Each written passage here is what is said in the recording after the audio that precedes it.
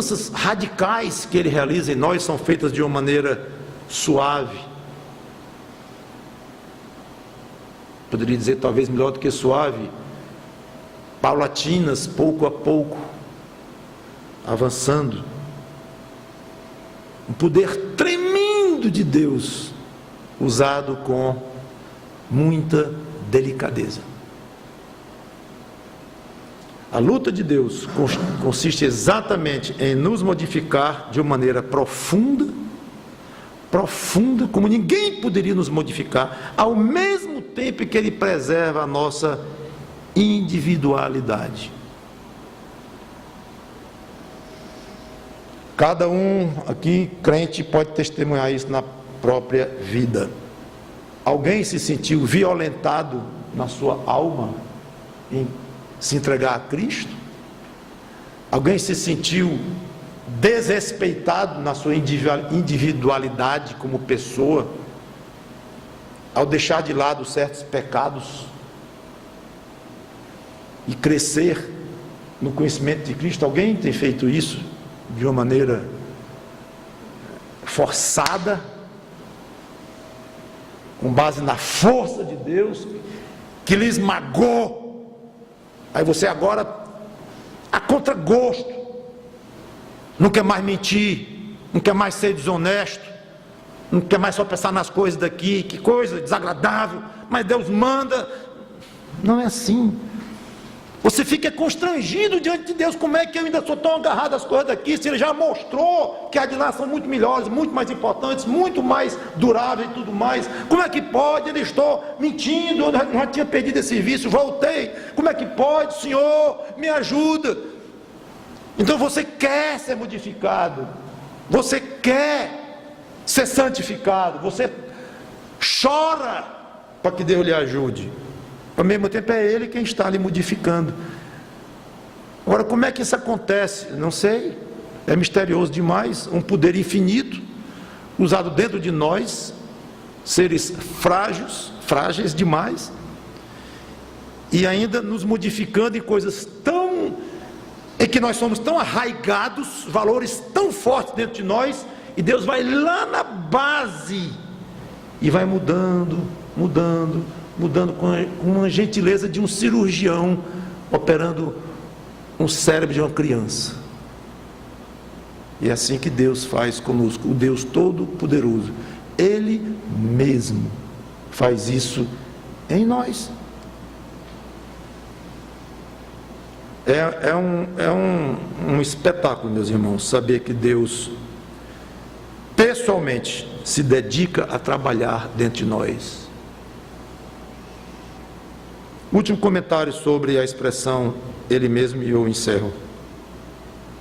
Veja a honra que Ele nos concede ao tratar pessoalmente com cada um de nós, com toda a atenção, como se você fosse a única pessoa na face da terra. Uma pessoa importante, cheio de responsabilidades, cheio de assessores e tudo mais, não vai ter tempo para quase ninguém, a não ser para aqueles que estão bem pertinho dele. Imagine como seria o acesso ao Deus do universo. Como é que seria? Aí vem Pedro e nos diz: não, Ele mesmo vai lhe firmar, aperfeiçoar, fundamentar, Ele próprio, em pessoa. Não vai mandar nenhum representante, não. O Espírito Santo não é representante de Deus em nós, Ele é Deus. Nosso advogado não é representante de Deus, Ele é Deus. Cristo, o nosso Salvador que morreu na cruz, o mesmo advogado de hoje, não é representante de Deus, é o próprio Deus, fazendo, Ele mesmo, em nós. É muita honra. Eu nunca esqueço o dia em que nessa época eu trabalhava com vendas de aviões, eu e meu pai, e fui vender um avião para o governador da Paraíba, e fui com um cunhado meu, que se dizia amigo do governador, e era mesmo, a tal ponto o governador ter convidado nós dois, eu e o cunhado, para dormir na residência do governador. Aí na hora de se despedir ali, na hora de dormir mesmo, aí o governador notou que não tinha rede para mim. Tinha para o outro, mas não tinha para mim. Aí foi o governador arranjar uma rede na casa e no fim estava botando a rede no punho, pegando a corrente e vendo se estava bom. Sente aí para ver se não está muito longa, muito curta e tal. E eu achando aquilo interessantíssimo, o governador do estado botando a rede para eu deitar e saber se estava bom, preciso de uma corrente e tal. A gente se sente todo importante porque um governador nos deu uma atenção pessoal. Era muito fácil ter chamado ali uns 3 guardas daqueles, bote a rede para esse camarada aí. Mas ele mesmo fez. Isso me distinguiu, eu nunca esqueci, porque foi uma atenção pessoal. Ele mesmo fez isso comigo. Pense na condescendência do Deus Todo-Poderoso, hein? Ele mesmo me dá tanta atenção pessoal. Quero encerrar observando, veja como um versículo tão pequeno diz coisas tão maravilhosas. É quase como se o problema do diabo ao redor tivesse ficado pequeno. Parecia uma coisa, a mensagem passada, o diabo ao meu redor, rugindo como um leão para devorar é chupar, como eu expliquei, sugar a minha alma, me levar a adorá-lo e me anular, coisa horrível, é para quase entrar em pânico, e é mesmo, para quem não tem Cristo. Quem tem Cristo não precisa entrar em pânico, quando houve algo, peraí, o Deus do céu, todo-poderoso Deus único, me chamou para gozar com Ele eternamente da glória dEle. Opa, isso é bom demais. Ele mesmo me aperfeiçoa, me fundamenta e fortifica tudo mais, Ele próprio. Ora, o diabo ficou coisa pequena, relativamente. Não vá achar que o diabo é coisa pequena, de maneira diferente do que eu estou colocando aqui, porque é coisa grande, é importante você entender sobre ele e estar atento e tudo mais. Comparativamente, quando se vê o poder de Deus e a graça de Deus sobre nós e o cuidado pessoal que Ele tem conosco, ficou pequeno. Vou me cuidar, vou ter minhas precauções, mas ficou pequeno, graças a Deus.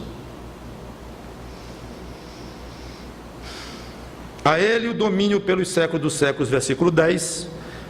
Na realidade aqui se encerra, versículo 11 aliás, aqui se encerra a carta, do 12 ao 14 é só uma despedida, eu não vou comentar, não vou pregar, vou dar por encerrado a carta de 1 Pedro.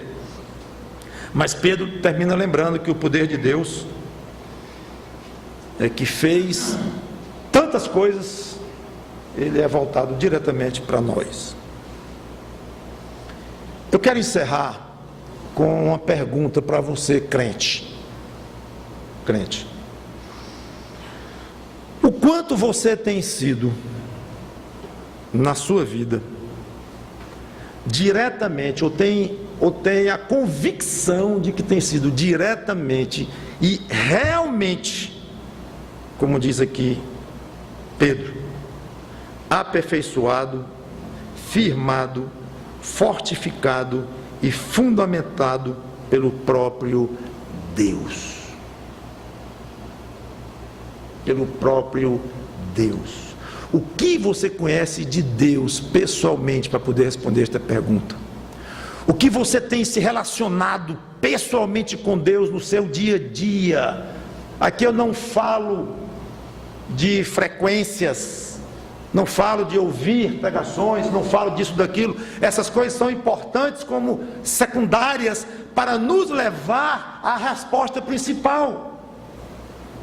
Não é ouvir uma pregação em si, ir a um culto em si, ler um bom livro em si, até mesmo orar, ajoelhado em casa em si.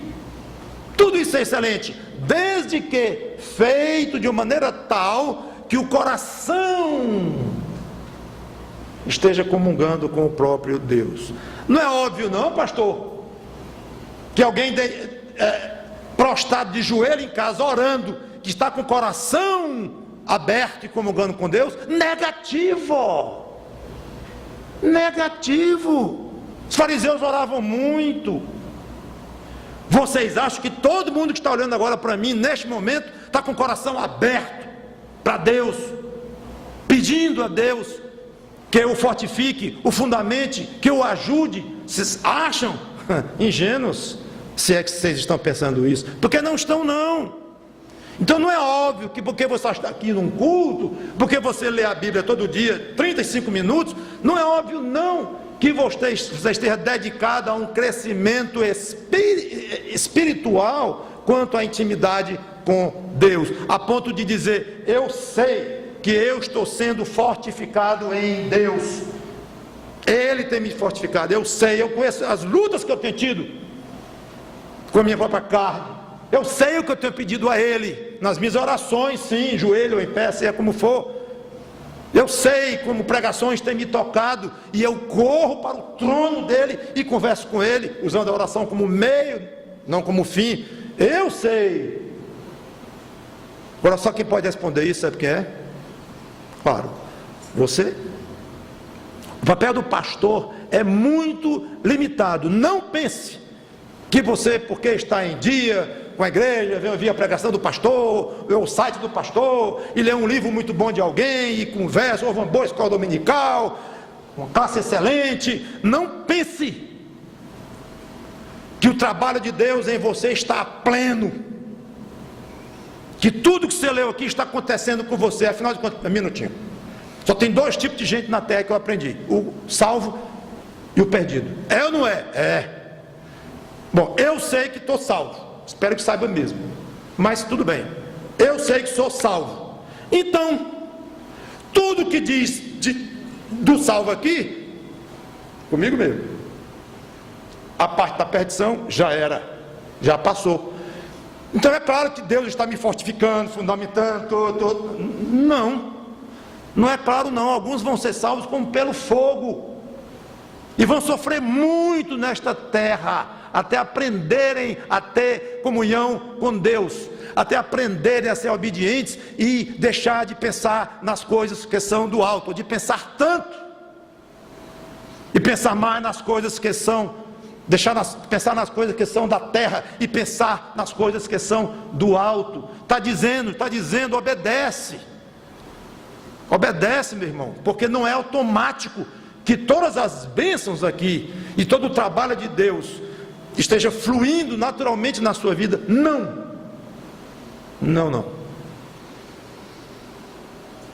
É esse desafio que eu quero deixar com vocês, ao final da carta de 1 Pedro.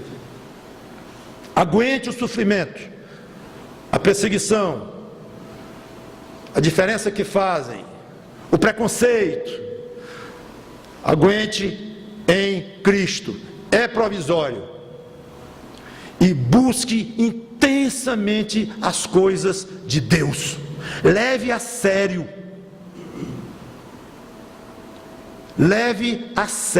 as coisas de Deus. Do contrário, você está envergonhando o nome de Deus. Melhor nem dizer que é crente, melhor nem dizer que é salvo. Fique calado. Mas eu não posso dizer que sou descrente ou perdido porque eu aceitei Cristo. Pois fique calado, não dê um pio, porque a sua palavra, o seu evangelismo, se você não tem uma vida pertinho de Deus, ela vai ser usada ao contrário. Isto aí, é esse tipo de vida, é este tipo de padrão, é este tipo de alvos que tem aqui nesta terra. Isso eu já tenho, muito obrigado, não quero isto. Então serve ao contrário. Ser crente, ou dizer que é crente, é uma grande responsabilidade, grande, enorme, que eu até que gostaria de ver muitos crentes não tendo a coragem, a ousadia de dizer que são crentes, ficarem quietos, calados, até chegar a um ponto de poder dizer, para a honra de Cristo, eu sou crente, olhe a minha vida. Então você não peca mais, muito, mas eu confesso a Deus, eu peço a Ele que me ajude, eu levo a sério as coisas dEle, eu me envolvo no trabalho dEle, eu me envolvo nas coisas do alto. Olhe a minha vida, cole em mim, meu amigo, cole em mim, uma semana, e veja se eu não levo a sério as coisas de Deus. Veja o que eu digo, veja o que eu falo, veja os nomes que saem da minha boca. Os pensamentos você não vai conseguir ver, mas eu dou conta diante de Deus. Você vai ver eu pedindo a Deus perdão pelo que fiz de manhã, naquele momento ali que você viu, realmente eu escapuli ali, eu tropecei, mas você vai me ver triste, pedindo ajuda a Deus. Não sou hipócrita não, meu amigo, mas veja como eu levo a sério o meu relacionamento com Deus. Que isso fique de tudo que foi dito aqui sobre 1 Pedro. Vamos orar. Obrigado, Senhor Deus, pela Tua palavra, que o Teu Espírito Santo nos ajude a dignificar o Teu nome, o nome de crente nesta terra. Que o Espírito Santo dê vergonha para muitos que se dizem crentes, que não têm uma vida de crentes, e que fiquem quietos, calados, até chegar ao ponto de poder dizer isto. Mas o bom mesmo é que todos pudéssemos dizer: sou crente em Jesus Cristo pela graça de Deus, falho, cheio de pecados ainda, infelizmente, mas eu luto, eu sou coerente, eu tento ser honesto com o que eu digo, e veja a minha vida, como Paulo disse: sede meus imitadores.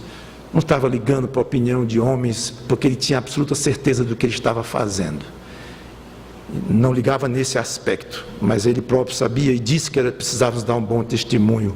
Sim, mas não a ponto de nos perturbarmos porque não fomos aprovados por homens. Este é o ponto que Paulo falava. Não é que devemos desprezar o bom testemunho de Cristo e ser luz do mundo. Nos ajuda a sermos cada vez mais luz do mundo, tem misericórdia dos que não são e salva pessoas sem Cristo. Obrigado pelo privilégio de pregar a Tua palavra nessa carta belíssima de 1 Pedro. Em nome de Cristo pedimos e agradecemos.